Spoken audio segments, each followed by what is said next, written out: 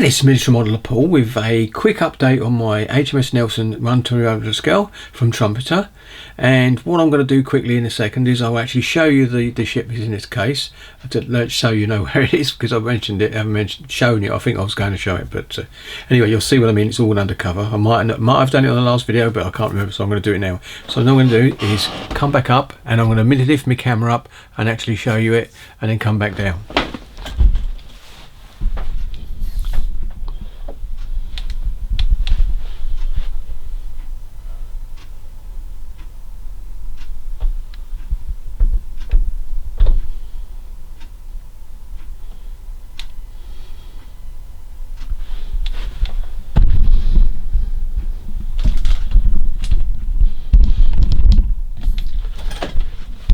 Whoops, always knocking it.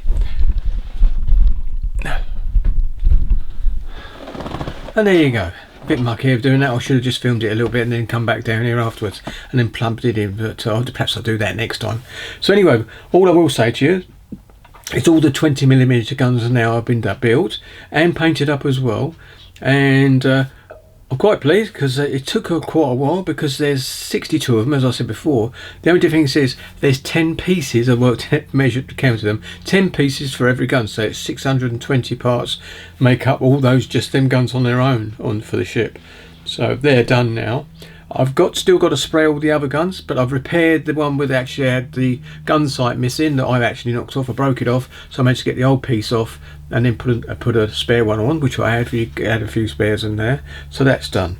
So, and as per promise to Ron, when we get to the bench, I should show the bits and pieces I've done as well, and also show him the little saws I use. I've mentioned to him in his comments to say how you could have put a little fine cut in that plastic bit at the bottom with the little minute saws I've got, and they are from Trumpeter, and quite good. And I've got a razor saw which would have done the same thing, but I found the little ones from Trumpeter with little plastic handles you put on them are much easier, because you've actually got it all close to you all the time and you haven't got a handle to move back and forward. But the other saw is brilliant for doing other work anyway. So here we go. So let's go down to the bench and I'll show you what I've done, and here we go. Right, we're back, and I've take the cover off. Stops the reflection. Oops, there we go. What was that? Oh yeah, a little bit of rubbish I've got there. We can put that over there. As you can see, all these guns are actually being done now, and they're all done and ready to go. You can still see a bit of brass, because that is where it actually attached to the deck, so I'm not worried about that. This is the gun that had the actual sight missing, but I've managed to do that. So these are going to get sprayed. We're using these tweezers, so they'll be okay, so I'll be able to get all the way around and up at angles and everything. I've also got the where's that over here? I might be able to just release that. These are the actual ammunition bits that go on it. Oh, I don't know if you can see that. Oh yeah, look at the thing. Oh, I'll get it out of the packet, you can see it a bit better. I'll put it back in later. And there they are. And what you've got is, these are the actual ammunition belts that go in it, and these are actually cupboards that got flags in. So it's quite an interesting thing really when you think about it, the flags. So that's okay. Put that back in its packet.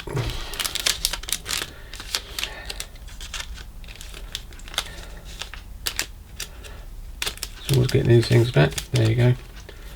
Put that back over there for the moment. Right, here we go. So these are the things I've been doing. You can see I've got them all numbered up. They've all been built. These are the ones I'm doing now, which is D01. There's four of those. Then there's 24 of those, I think it is, yeah. And then there's a 10 or 12 of those, which I've got already done. So that's done. And the others I'm doing are these. That's another one. That's one that actually you lift up, and I'm sure there's steps underneath it. So that's being done, and I've got another 7 of those to do, because that makes 8 to go into that tub there. So I'll put these back on to protect them, so I don't actually drop anything on them, which is good.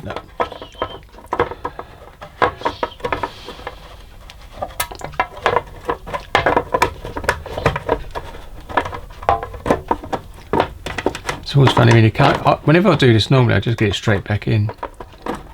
There you go. Gone. And they're done. So they're ready to be painted as well. So I'll be done. But I'm not going to worry about that until I actually finish those hatches there, because I can actually do them all. Now what I was going to do, I'm going to put this on like it might be a bit brighter. There you go. Should have put that on the first place. I think it's all much brighter there. What I was going to do is this is the blade I use, obviously, for doing fine cuts. And also, as I said, I've got another tin in my little trusty tin. I'll keep this tin with bits and pieces and scrapers in there. And these are the saws in question as well. The very fine cut as well, so it's not it doesn't do a ripping on. It's really fine. And what I've got done, I've already got this zeroed to this. And I'm going to put the blade in and hold it there.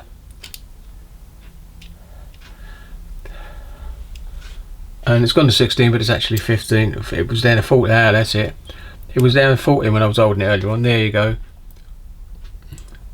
And that's what it is. Oops. There you go. So that's it. That's how thin the blade is. So it's really good. 0.414. So it's good. And then to be honest, that goes for the same for this one as well. This one, I think is 16 or something. Bit sharper, bit deeper, I should say. That's 14.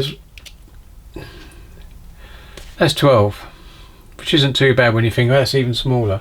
So, and I think if I put that long ways, let's check this one long ways as well.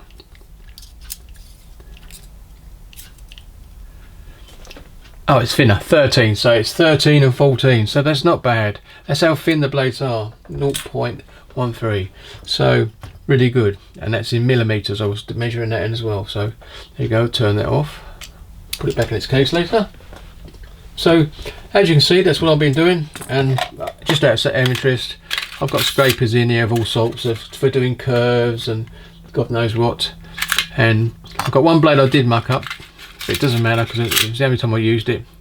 It's thin. It got grit crook. So I can actually cut that down a bit or just replace it with another one. That's a wedge cut. I'm basically slide it through, but I don't use that one much. But you can see all these different scrapers I've got. These are made in USA, believe it or not. USA, US style. There you go. Really good scrapers for doing shapes, as you can see.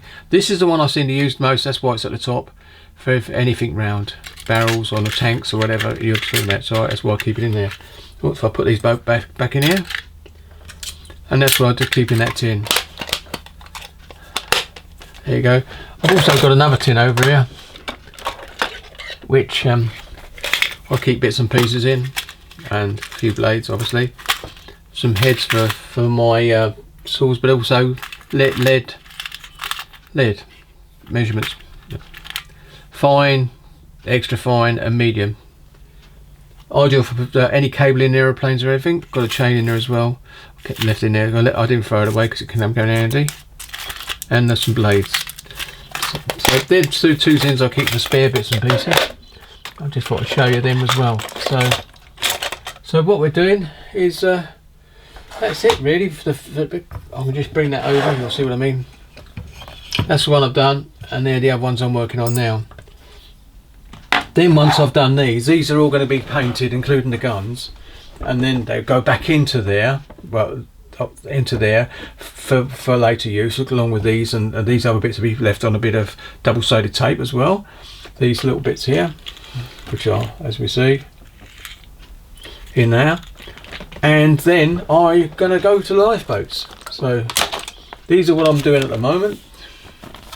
I've done the 4 of those, so there's only 4, and that's those. There's 24 of those. I've got them done. I've got all these bits done, and the only ones I've got these cupboards here done, but I haven't got these ones done. So I've got to go and do. I think it's G6. It doesn't. I'm gonna have a look through the kit and see how many there is, and then I'll make these doors up as well. So then I've got all the cupboards done.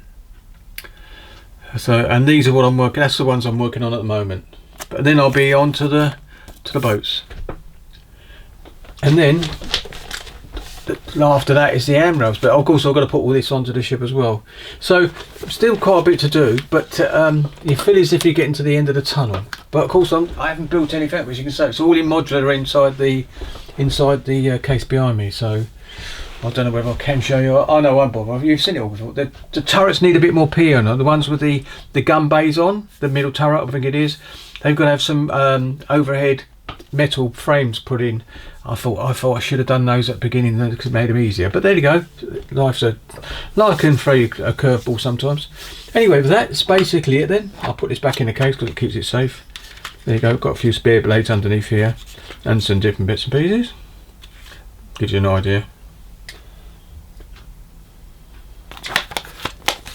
That's it. So that's that go. So really, all I need to do now is carry on drinking me cup of tea and do the editing of this, which it won't take too long. Oh yeah, one thing I did do, because what I like doing here, if you're building certain things, is these things are really good. And I did notice Nigel had got one where this bit is taken off and it's on a metal base, which I quite like the idea of as well. But I keep mine in bag on there, the old pins. But I might be able to get it ahead and have it on a block of wood, because let's face it, you only need to get to the actual a bolt with this same circumference and effect, and goes into this. Then I can put it onto a nice wooden base frame to use as well, so it's actually steady. If not, you have to put this in a clamp. But it's really good for figure painting, because you can actually do this. It's really good. And I've also had this in a clamp, in a vise before as well. It's handy as well. So because this bit comes off, I think I'm showing you, and then you've got that two-sided, so you can actually go in a vise and you can use it that way. So there's multiple ways of using this. Like I said, to save losing those pins that are actually part of clamping odd shapes, it's all in there. There you go. So I think I'm going to call that quits now and carry on doing these until they're done, and then I can fill my little bay up in here of D01s. There you go. Anyway, so thanks for watching, and like I said to Ron, that was what the measurements were. I think it was 13 and 14, wasn't it, when I put the blade in fully flat all the way through into the actual jaws. So there you go. Anyway, all I'm going to say now is happy modelling, and I'm looking forward to Ron Calvary's Superbike trials. So looking forward to that. Anyway, happy modelling, and keep up the good work. See you later.